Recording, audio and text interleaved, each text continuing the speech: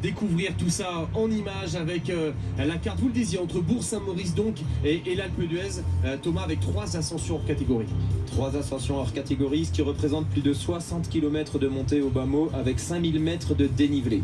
Oui, la Madeleine, la Croix de Fer et les fameux 21 virages de l'Alpe d'Huez. Grosse étape. Et donc tout de suite ça part, Thomas, avec une attaque notamment, et un groupe qui va se former dès la Madeleine. Oui, d'abord 35 km de faux plat descendant, il faut attendre le col de la Madeleine pour que la grosse échappée du jour se dessine. Sous l'impulsion de Warren Barguil, il y a avec lui Julien Alaphilippe, il y a Crossway dont on a parlé, Alejandro Valverde, Amael Moinard, Pierre Latour, et on peut dire enfin, à nouveau, et ça fait plaisir, attaque de Pierre Rolland. Oui, on peut, là c'est justifié, attaque de Pierre Rolland, 26 coureurs devant, 11 Français.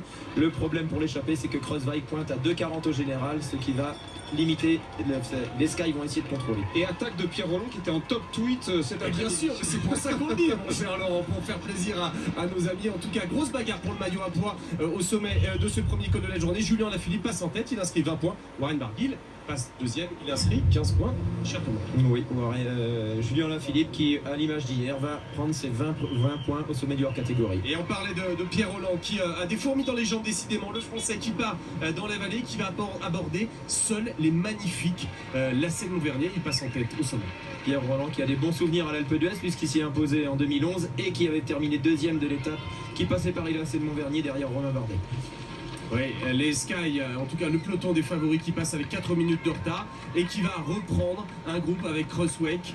Non, qui va pas reprendre, pardon. Il y a un groupe devant avec Crosswake, avec Valverde, notamment Pierre Rolland. Et ça va être un groupe un peu plus conséquent qui va se former, alors que Julien Alaphilippe, lui, cède. Il a fait le boulot pour le maillot à poids. Mission accomplie. Il savait qu'il n'avait pas les moyens d'aller faire chercher des points au sommet de la Croix de Fer. Il s'économise pour les étapes suivantes. Et c'est le début du numéro dans les premiers lacets, en tout cas dans les premiers mètres de la Croix de Fer. Steven Crosswake, le néerlandais, on se souvient de lui, 4e du Giro, c'était il y a 2 ans, et qui part seul pour une magnifique chevauchée. Oui, il va compter jusqu'à 6 minutes d'avance. Derrière lui, il y a des coureurs comme Warren Barguil, Michael Nieve qui n'arrivent pas, alors qu'ils unissent leurs efforts, qui n'arrivent pas à lui reprendre du temps. Et Crosswake donc qui fait un numéro avec derrière Barguil, Nieve, Rafael Maïka, vous l'avez dit, il passe au sommet de la Croix de Fer. Barguil fait à nouveau ce qu'il faut pour passer en 2e position et pour reprendre des points au classement de la montagne. Ça va, 6 minutes, plus de 6 minutes d'avance pour l'homme de tête à ce moment-là, et c'est à ce moment-là que son avance va commencer à décroître. Et on a vu les Movistar rouler et même épauler les Sky dans la poursuite. En tout cas, le groupe de maillot jaune qui reprend notamment Warren Barguil, Rafael Maïka et Michael Nieve, alors que Crosswake entame la montée de l'Alpe d'Huez avec 4 minutes 20 d'avance. On se dit encore que c'est possible. On se dit que c'est possible, mais en même temps on voit l'allure des Sky en tête de peloton et on se dit que si les Cador passent à l'attaque, ça pourrait être compliqué pour lui de tenir jusqu'en haut.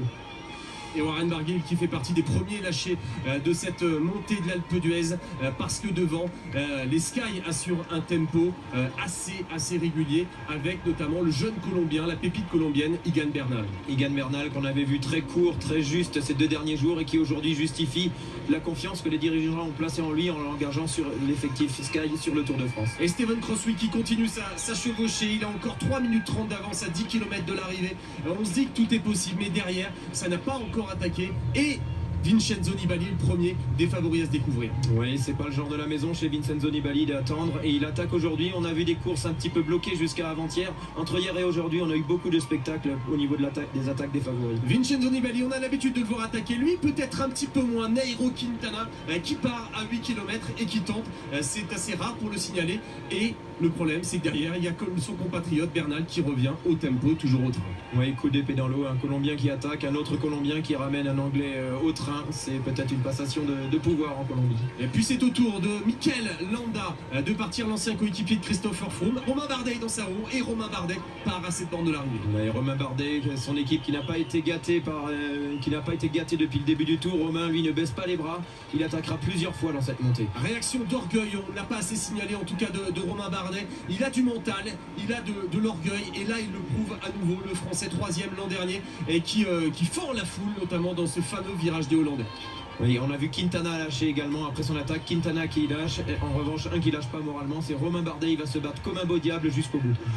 Et Steven Crosswick, lui, qui est encore en tête, il n'aura plus qu'une minute d'avance à 3 bandes de l'arrivée. Et Romain Bardet qui fond sur lui. Regardez l'écart, même pas 10 mètres avec le peloton des favoris. Et Tom Dumoulin qui accélère. Tom Dumoulin, le métronome, lorsqu'il y a des attaques, il ne s'affole pas. Il est spécialiste de contre-la-montre, il sait gérer son effort, ce qu'il fait admirablement bien. Et c'est parti pour Chris Froome qui part à son tour. Et là, regardez, on en a parlé, Vincenzo Nibali, victime d'une chute à terre. On est très inquiet pour l'Italien qui va finalement repartir.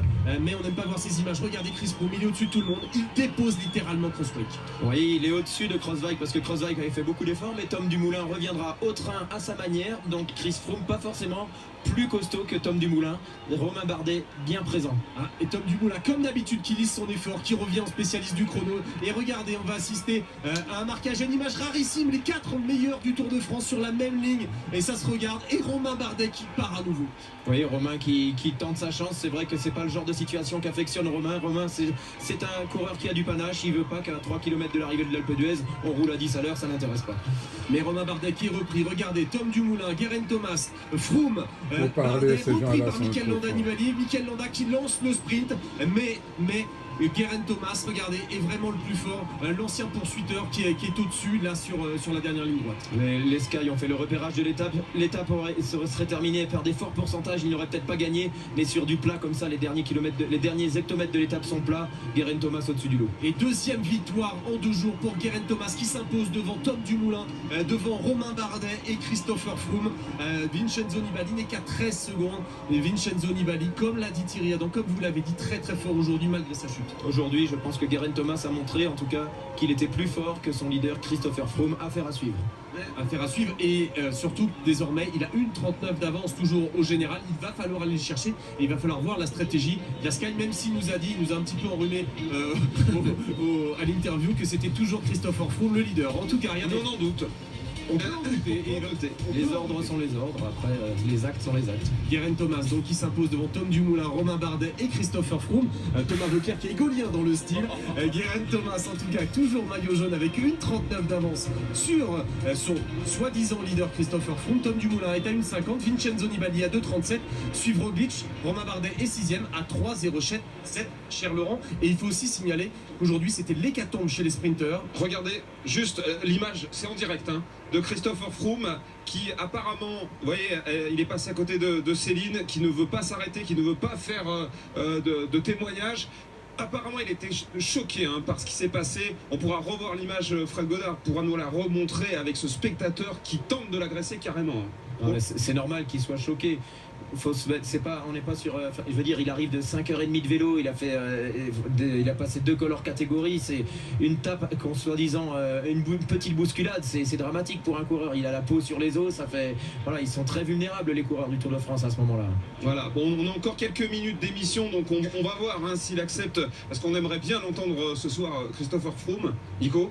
Oui, on aimerait bien l'entendre. Moi, je voulais juste vous dire un petit mot sur les sprinteurs. Aujourd'hui, c'était des 4 bandes.